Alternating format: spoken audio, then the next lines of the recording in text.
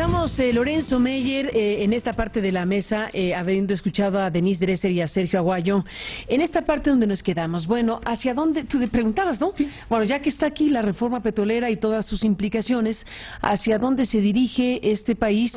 Tú das por muerto la era revolucionaria, digámoslo así, la era de los referentes de identidad nacional y políticos asociados a la Revolución Mexicana. Tú dices, paso a paso, en los últimos lustros se ha ido desmontando ese modelo, proyecto de nación, llamémosle, sí. Y hoy estamos frente al capítulo mayor de los últimos años que se agrega a los anteriores que ya mencionaste, el TLC, tú desde López Portillo para acá haces una revisión histórica, muy marcadamente desde luego con el tema del Tratado de Libre Comercio, y nos quedamos en el punto del significado que tendrá esta reforma para México, pues para asentar aún más un modelo de integración regional que se estableció formalmente hace 20 años con un Tratado de Libre Comercio, un TLC que no incluyó ni lo migratorio ni los energéticos.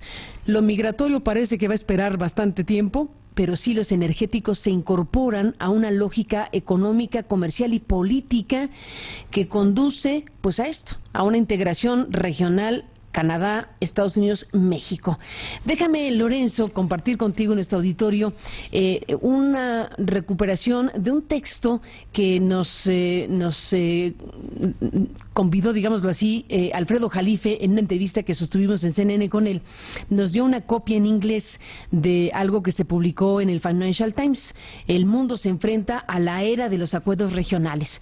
Irving Huerta, nuestro compañero de Noticias MBC, tradujo este texto de Sean Donan, donde se entrevista y se recupera lo que dijo Bob Selig, el expresidente del Banco Mundial, que describe pues la formación, digamos, de lo que está pasando en el mundo con un modelo digno de Bismarck, en referencia a Otto von Bismarck, el político prusiano del siglo XIX, astuto y artífice de la unificación en aquella zona, en aquellos tiempos. Estamos hablando de lo que dice este exfuncionario mundial de la Banca Mundial, que habla del TLC, que habla pues precisamente de la consolidación de las macrorregiones y habla de cómo la cuestión energética y lo que estaba por aprobarse, que ya se aprobó, pues apuntaba precisamente o apunta precisamente a la megaregión de América del Norte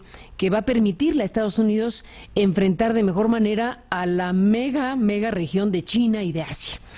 Dice, por ejemplo, en esta traducción lo siguiente: estas iniciativas regionales pueden fallar, en fin, hace un análisis diverso, pero habla de que hay un montón de críticos del mega regionalismo. Pascal Lamy, por ejemplo, el ex jefe de la Organización Mundial de Comercio, cuestiona la coherencia de un mundo regido por acuerdos regionales dispares. Sin embargo, hay otros que dicen que no, que la ruta es las megaregiones. Entonces hay discusión entre los financieros y economistas del mundo sobre si el planeta debe organizarse en megaregiones o no. En el caso de México, pues todo parece indicar que la apuesta es porque sí se consolide la megaregión de América del Norte.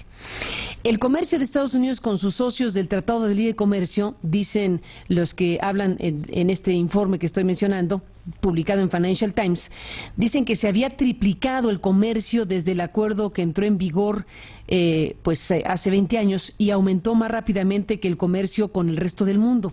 Entre 1993 y 2012, el comercio casi total de Estados Unidos con México pues ha aumentado en 506%, aumentó en 506%, mientras que el comercio de Estados Unidos con Canadá había subido 192%.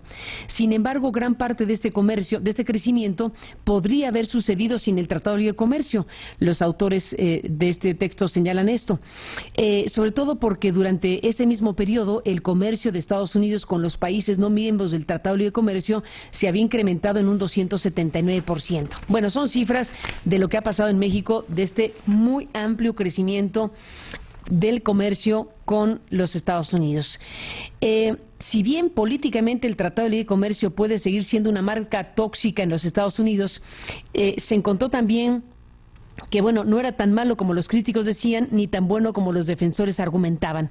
El Tratado de Libre Comercio no causó enormes pérdidas de empleos temidos por los críticos en Estados Unidos o los grandes beneficios económicos previstos por los partidarios. Esto es, digamos, desde la perspectiva estadounidense, lo que pasó con el TLC. Los defensores del sistema multilateral pueden argumentar que cualquier alternativa es subóptima, pero para uno de los investigadores citados, pues los acuerdos regionales son algo ya prácticamente inevitable. Agrega en este caso Selig, el expresidente del Banco Mundial, que los socios del Tratado de Libre Comercio necesitan trabajar más estrechamente para hacer avanzar una posición unificada en los debates diplomáticos y económicos mundiales. Podrían cooperar más en la seguridad si se ayudan mutuamente para mejor eficacia de sus gobiernos, mejorar el TLC, para ampliar la infraestructura energética y las tareas en la frontera, hacer más para gestionar el capital humano y abordar de alguna manera el tema espinoso de la inmigración. En fin, son algunas ideas de lo que en este caso se identifica como una megaregión donde el tema energético, que estaba aquí analizándose en los momentos previos a que se promulgara la reforma, pues es un ingrediente más que apunta a la consolidación de esta megaregión y de cómo esto para Estados Unidos resulta estratégico frente a las otras megaregiones, como decíamos en el caso de China. Bueno, ¿y México qué? Una vez que estamos metidos en esta locomotora, Lorenzo. ¿México y qué? ¿Sus decisiones soberanas por hablar de romanticismo? Y México, que bueno, la megaregión quizá se empezó a gestar en la segunda mitad del siglo XIX. Creo que echando un vistazo muy desapasionado a la historia de lo que es Estados Unidos, México, Centroamérica y el Caribe, ahí ya está la megaregión. Sin necesidad de tratados, simplemente el hecho de que Estados Unidos estableció su hegemonía en esa zona y lo que proponía se hacía. Quizá México fue el país que más se resistió junto con Cuba después. Son las dos áreas de cierta resistencia a lo que ya lleva más de siglo y medio. Entonces, bueno, pues es un hecho y con esto del petróleo se consolida más. La única contradicción es que no nos aceptan como migrantes, pero todo lo demás sí lo aceptan, el petróleo lo aceptan, el comercio lo aceptan, el flujo de inversiones, todo lo que les beneficia lo aceptan. Los migrantes también lo aceptan, pero en una situación donde no tienen mucha defensa, porque también les conviene eso. Entonces todo está integrado a la conveniencia norteamericana. Hace mucho tiempo, en un ensayo que yo he citado mucho porque me parece profético, de Cosío Villegas en 1947, dijo que si México no lograba regenerar su sistema político, iba a tener que buscar su salvación en Estados Unidos, y que probablemente Estados Unidos le respondiera. Pero claro, ya entonces, en esa circunstancia, México pues ya no sería realmente México, ya no tendría esa soberanía. Creo que ese momento ya llegamos. Ya no tenemos un proyecto propio, estamos a merced de lo que Estados Unidos decida o lo que la suerte le depara a Estados Unidos, porque si le depara una recesión, ahí vamos nosotros. Curiosamente, cuando Estados Unidos va para arriba, no siempre vamos nosotros para arriba, pero cuando va para abajo, sí vamos para abajo. Estamos más expuestos que antes. Y cuando tú tomas esas cifras del Tratado de Libre Comercio, 500% aumentó el comercio. Bueno, pero ¿cuánto aumentó el bienestar de los mexicanos? ¿Aumentó 500 veces desde 1994 a la fecha? ¿O aumentó apenas un chirris que casi no se nota en la integración No todos ganamos de la misma manera. Hay alguien que gana mucho más y gana más el más fuerte, porque eso lo rige el mercado, y el mercado no tiene por qué seguir ningún patrón ético. El mercado le da más al más fuerte y le da menos al menos fuerte. Nosotros somos los menos fuertes. Pero comentábamos, Carmen, en una de los intermedios aquí mientras pasaba los comerciales, que hay una parte de Estados Unidos que no se le ha puesto suficiente énfasis. El modelo norteamericano, si nosotros echamos un vistazo a las cifras comparativas que nos da la Organización para la Cooperación y el Desarrollo Económico, que tiene cifras para todo, ve los modelos de los países en relación a la igualdad. Y ahí, qué curioso, México y Estados Unidos se acercan muchísimo, estamos hermanados en la desigualdad. Estados Unidos es de los países grandes y desarrollados el más desigual en su estructura social, y a ese país, a esa estructura, a ese modelo es al que nos hemos asociado.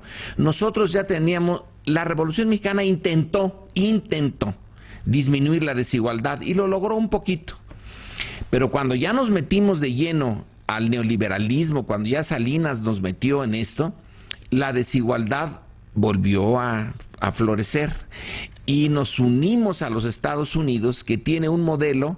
Aquí sigo los clamores de Krugman, un economista norteamericano, que una y otra vez dice es que estamos yendo por un camino de creciente desigualdad, destruyendo lo que Roosevelt dejó, el New Deal. Bueno, nosotros destruimos lo que la revolución dejó. Los norteamericanos destruyen el New Deal en función de que el mercado sea el que mejor distribuya las ganancias y las pérdidas. Y entonces, en el siglo XXI, Estados Unidos va que vuela a la creación de una sociedad tremendamente concentradora del ingreso en unos cuantos, y nosotros vamos igual. Ese es nuestro futuro. Cuando te preguntaba yo, bueno, ¿y nosotros qué esperamos ahora? Como ya no tenemos soberanía, porque ya nos unimos en todo a los Estados Unidos, es tan fuerte ese polo que no te deja ya ninguna posibilidad. Lo intentó, esa es una de las cosas que intentó la Revolución Mexicana, un mínimo de independencia relativa. Ya no, ya se abdicó. Ahora hasta se celebra esa abdicación y se pone con gran orgullo y regocijo. Hemos dado un gran paso, ya nos hemos integrado aún más y nos vamos a integrar más a Estados Unidos, pero esa sociedad tiene un patrón de distribución de los beneficios, de las cargas y de los beneficios, y ese patrón es muy desigual. Cuando ellos reaccionen en contra de la desigualdad, probablemente, no sé, en 50 años, México también empiece a reaccionar en contra de la desigualdad, pero ya no por nosotros, sino porque la enorme fuerza de atracción norteamericana nos lleva a que tengamos que ofrecer las mismas condiciones de ventaja para la empresa privada que ofrece Estados Unidos. Y esas condiciones hoy son muy contrarias a una distribución más o menos equitativa y justa. Entonces, el futuro que yo veo es el futuro de una desigualdad exactamente igual que dentro de México. Las regiones más amoladas, también lo comentábamos, Chiapas, Guerrero, Oaxaca, siguen siendo las más retrasadas, las donde hay una mayor desigualdad, donde hay una mayor injusticia. En ese mismo patrón nos vamos a ver. Nosotros vamos a ser el Chiapas de Estados Unidos, y el sur mexicano vamos a ser nosotros el sur norteamericano, con recursos energéticos que van a ir a la economía general de la región, en donde la parte más interesante, más dinámica, no está en México, está en el otro lado, y ahí es donde se van a ir los recursos energéticos. Y nosotros nos vamos a quedar con ese mismo patrón de distribución de los beneficios y los sacrificios que Estados Unidos, y vamos, no veo otra salida que reproducir la mala distribución. Es decir, ya la tenemos, entonces la seguiríamos ahondando, la mala distribución de la mala riqueza. distribución está clarísima. México es uno de los países más desiguales del planeta. Pero pero estamos muy cercanos a Estados Unidos. Si lo ves en las gráficas de la OCDE, estamos allí, México, Chile, Turquía y Estados Unidos. Bueno, tremendo el asunto, porque de desigualdades hablamos, de desigualdades y de pobreza, desde luego como una marca de este país profunda, y ahí están los indicadores. Acaba de haber un reporte último sobre los indicadores de pobreza en indicadores internacionales, y no ha habido realmente una mejoría esencial en este modelo mexicano, que con 20 años de TLC no resolvió un asunto trascendente como era efectivamente la desigualdad y la pobreza.